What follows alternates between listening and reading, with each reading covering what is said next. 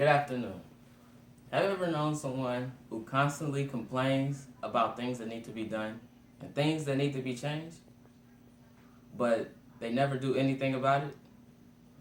Well, that's why I bring to you the importance of voting.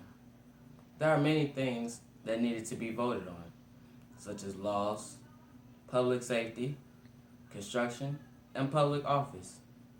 Many people don't know that the sheriff needs to be voted in.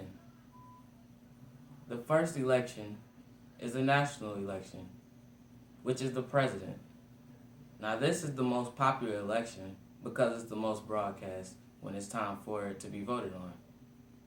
And this is the time when most people, and the only time, they vote. They vote once every 4 years. And that's bad because in between those 4 years, there are hundreds of elections that happen that are things that you need to be voted on that affect you every day.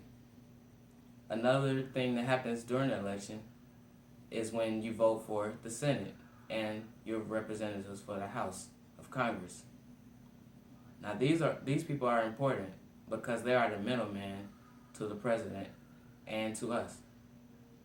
Since we cannot directly talk to the president, these people, they act as a liaison to us towards the president. Issues that we face, they bring them to the president. Now, another election that is just as important as the national election are the local elections. Now, these are very important because they directly influence and impact us. This is where we vote for our local representatives, such as commissioners, city mayors, city council, and counties. This is where we vote for tax rates and how where the people who are the representatives for us, this is where they decide on how much taxes we pay. Just last year, homeowners paid $9 billion last year. And out of that $9 billion, $7.29 billion went to education. Now this is important because this money goes to the schools. All the schools that there are, it makes sure that there are adequate books, supplies, desks, and an adequate amount of teachers. Because lately, when you can tell when the tax money is not going to education because there will be a shortage of teachers, and that makes the teacher to student ratio very bad, where there's a numerous amount of students to only one teacher. My next point, taking advantage of your right to vote. The first is being informed. Know what you're voting for. Know the laws. Know who's running, what they stand for, and do you represent what they stand for?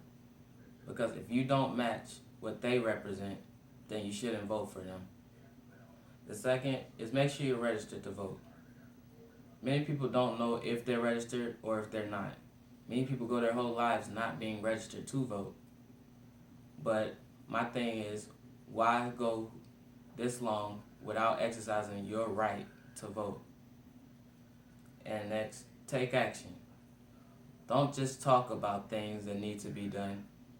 Don't go on and on about things that you see that are wrong. Fix them. Vote for things that need to be fixed. And my conclusion. When you have fully understood that making changes start with you and exercising your right to vote, you will then see change beginning to happen. But until you understand that you, one person, can make a difference, then nothing will ever happen.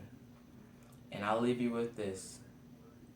Voting is a right best exercised by people who have taken the time to learn about the issues. Tony Snow.